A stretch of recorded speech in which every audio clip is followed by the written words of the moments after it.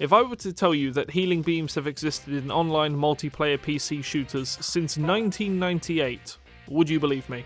Good, because I didn't at first. If I had friends, I think the main thing I'd discuss with them is the history of heal beams in FPS shooters, and the general disdain I tend to have for them overall. The idea of holding mouse 1 to lock onto someone and then performing your best impression of Tom with a mousetrap on his tail sounds about as sexy to me as a dropped quiche, but I do have a little bit of fun playing these characters from time to time. I'm talking about your Jeffreys, your Mercies, I don't play Overwatch, your Sunflowers, and of course your Medics, because all three of these characters are Medic clones. TF2 invented everything. That chair you're sitting on, the piss you took earlier, yeah, it all came after 2007. It's a TF2 clone. But what if I finally decided to pick back up that project I stopped working on in October and delve into the history of heal beams within shooters to truly determine once and for all whether TF2 invented the heal beam or not? Well, if I did, I reckon it might look a little something like this. Let's take a moment to do that annoying YouTuber thing of clearly defining something you obviously understand. An idea that sounds dumb, I know, and that's because it is, but trust me, it will be relevant forever. I think there are three main factors that make up our hunt for the healiest beams on the market. Number one, and the most important one being,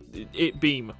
A bloody AI could have written this. No pulses, no bursts, no waves, no bells. It's got to connect from this jackass over here to that jackass over there in a semi-orderly fashion. Number two is that we're not deciding to discriminate against what the specific beams are healing. So these beams could be designed to heal players, or NPCs, or turrets, or vehicles, whatever it might be, it really doesn't matter. A beam's a beam's a beam. And then third and finally, for the context of this video, we're only going to be sticking to healing beams in shooters. Yeah, this is the real reason we're defining things to begin with, because if we open this video idea up to the likes of RPGs, then we'll literally be sitting here until Zendaya learns how to act. But from the limited research I've done, I think the first healing beam on a technicality to appear in RPGs was in 1995's Chrono Trigger. There's a character called Robo, he has a move called Heal Beam, yet the wiki describes the animation as a wave, so I don't really know if that counts, but I'm bringing this up because this was the earliest use of the term heal beam I could find within any game. So for a quick timeline introduction, somewhere between 1995 and 2007, the straightforward healing industry was founded.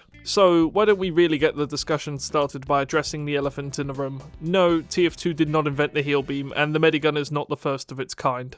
So no, TF2 didn't invent the heal beam, and that was a surprise to me to find out, but even more of a surprise to find out that I was surprised to find that out. Other shooting games have existed long before TF2, and it really took me a while to understand why I was just so surprised to find this out, and I think it all comes back to 2016 Reddit. You see, back then, a little game called released, and the entire wholesome Reddit nation collectively put on their thinking cap and decided that because this game has walking and shooting and buff men, that it shouldn't exist because another game actually invented those things. You might have heard of it before, everyone liked that. And thus the concept of I think, therefore I am was permanently uninstalled from planet Earth. Getting back to TF2 though, I can smell the train of thought you're cooking up next. Big-Quidor. TF2 didn't invent the heal beam because TF Classic invented the heal beam.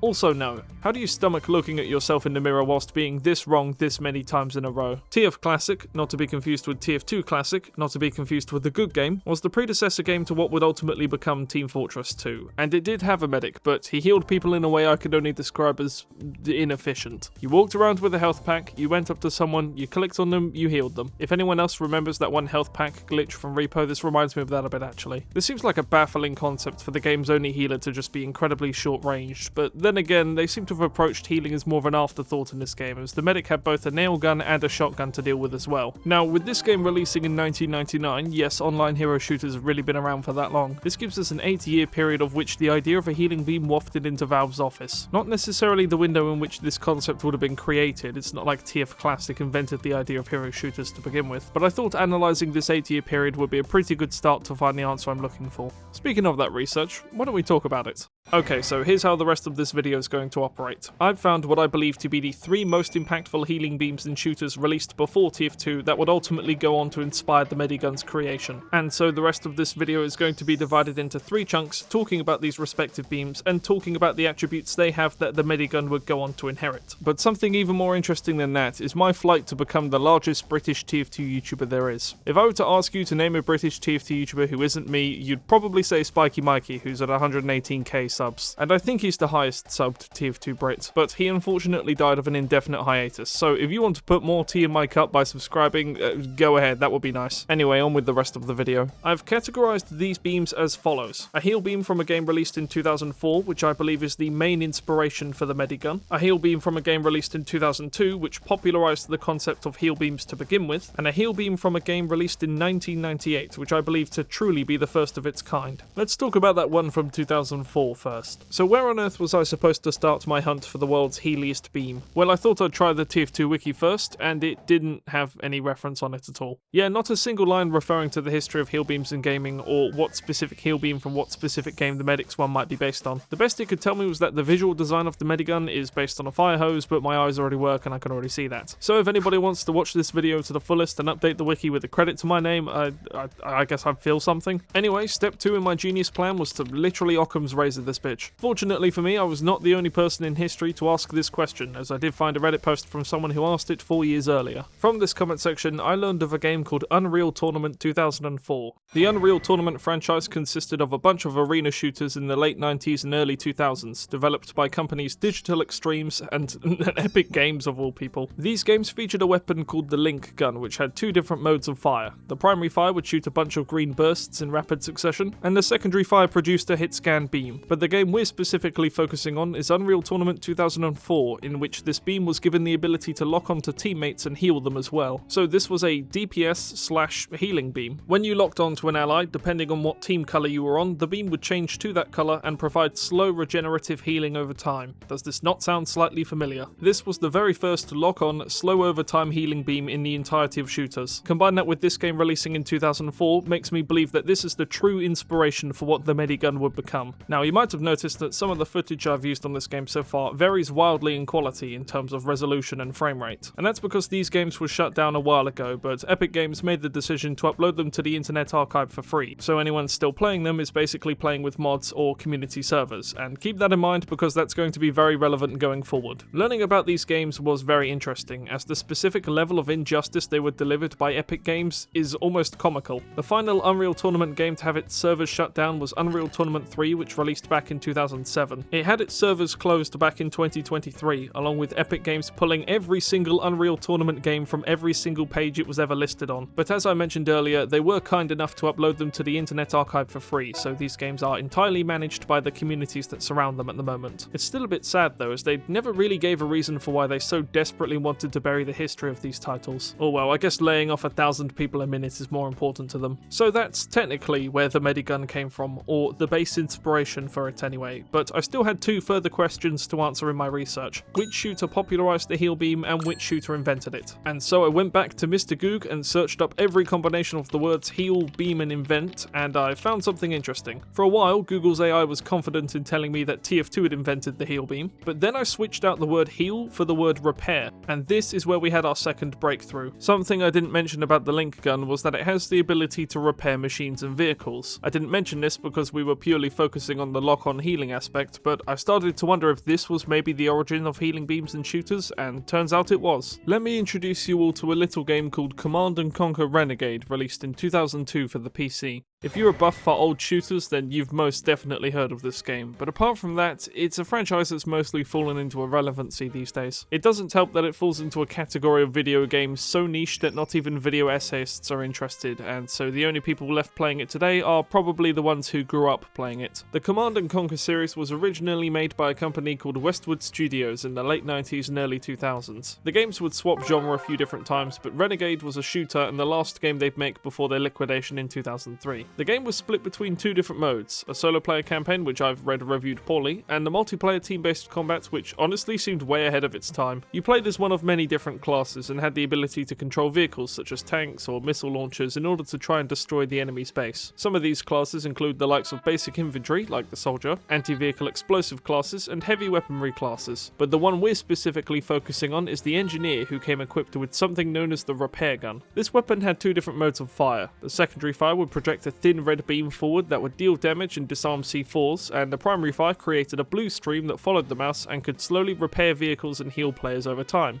Now, doesn't that sound familiar? CC Renegade is such an important game to feature on this list because it's basically responsible for popularizing the idea of heal beams in shooters as a whole, which brings me on to my next point of when doing research for this video, I stumbled across this one here uploaded by a channel called Zarek Zakaron, which goes over the similarities between the repair gun in Command & Conquer Renegade and the heal beam in TF2. This video was uploaded 16 years ago and the lad who made it's still going today, so props to him. And in a weird sort of meta-inspirational loop, the communities that currently support this game have added much larger team sizes like that of TF2's, so I guess what goes around comes around. The game's servers would officially be shut down in 2014, so much like the previous game we covered, everything is pretty much run by the community now in terms of balance patches and actual server maintenance costs. But out of all of the games on this list, I think this is the one I'd most like to play. The idea of blending in vehicles with players is something that happened in a lot of early shooters, but just doesn't really exist anymore, and I'm not too sure why. And since I wasn't really alive back in these times, it's something I'd like to experience for myself. So if you are able to play any game on this list, I give this one a hearty thumbs up.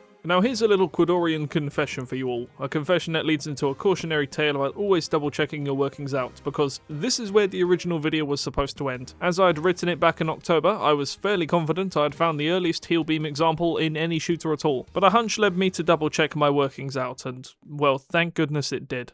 The gameplay you're watching right now is from a game called Star Siege Tribes, released in 1998 for the PC. It was developed by a company called Dynamics, who made various different games across various different genres from 1984 to 2001. The game was a sort of open field shooter in that the map sizes were huge and the terrain was steep and bumpy, so players could navigate via jetpacks or vehicles depending on which maps they selected. You had a class system between light, medium and heavyweight armors, several different weapons you could choose from, and unique structures you could destroy on the enemy side of the field in order to slow their progression in the game. There are so many options available to the player and so many different ways to play this game that I'd actually describe it as slightly unbeginner friendly. Going back to those structures I briefly mentioned, base assets were things you could find littered all around your and the enemy's bases, and destroying them would disable various upgrading services available to the teams. So in order to progress as a team, you can try and destroy the enemy's base assets, or you can try and protect and repair your own. And if you take a closer look at the footage on your screen right now, you can see here the player is picking up something called the repair pack, and cutting forward a few seconds, he is repairing a base asset with something colloquially known as the repair gun, the very first healing beam implemented within any shooter, and the true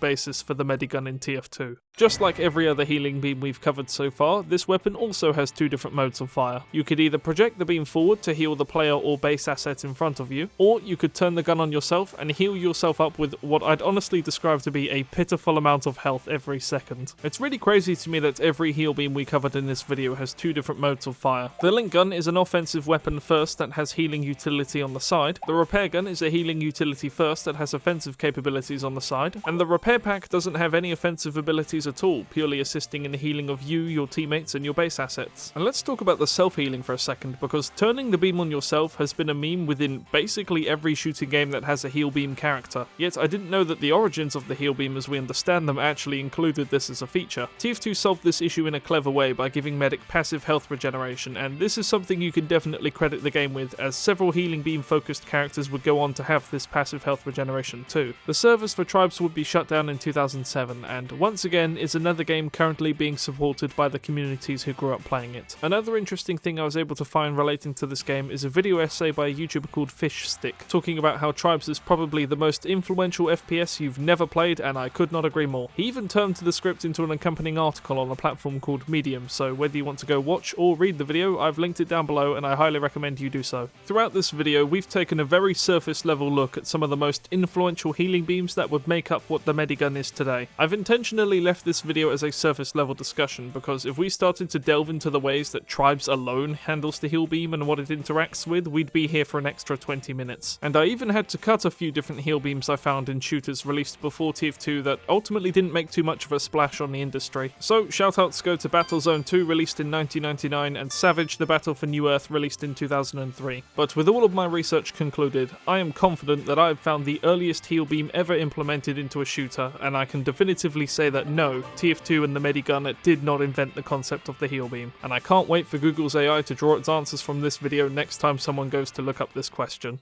Sometimes when making a video, you can smell the comment section days before you've even pressed the upload button. This is the part of the video where I address the hundreds of TF2 fans that have already left comments something along the lines of, well, TF2 might not have invented the heal beam, but it definitely reinvented it, and you would be correct, improving me right about my 2016 Reddit rant, but also just correct overall, because yes, TF2 very much did reinvent the heal beam. Or I guess you could say it redefined it, as we did already look at an auto-locking team colour changing heal beam in this video already. But the Medigun truly is the weapon that went on to inspire the likes of Mercy's healing staff, or any other example after 2007 we want to pull from. I apologise for being so negative about TF2 community stereotypes in this video, and hope this section serves as some sort of olive branch. I've been playing this game for 10 years, and I've been a part of the community even longer than that, and I can confidently tell you that I haven't had an original conversation on this game since 2018. This forced narrative of TF2 invented everything about shooters and everything that would come later as a clone is something I'd honestly describe as a very negative sense of propaganda. But at the same time, there really is so much this game did reinvent about the shooting genre as a whole, for the good and the bad, and we're very blessed that it's still hanging around today, compared to every other game we've covered in this video so far, which unfortunately have been abandoned by their developers. If any of the games I've mentioned in this video interest you, please go and check them out. I've linked either the relevant Discord servers or subreddits down in the description below, because these games always need more members of their communities. The artistic history of online shooters is unfortunately one that's mostly been torched due to the shutdown of online servers and such, and if the companies that make these art pieces aren't willing to preserve them, then it really should fall onto us, the consumer, to do so. Final thing I've got to do before we end off the video is that in my previous video I said that I'd heart every single comment posted within the first month of it being live, and if I didn't get to your comment in time, I'd feature you in this video via background gameplay and shout you out here. So congratulations to Random Guy Games, Gregory O, and my buddy Deadman Jules for outsmarting me. So until the day comes when Valve's competition stops shooting itself in the foot, my name has been Lon'qudor, it probably still is, and remember to always chase your dreams born of pure spite.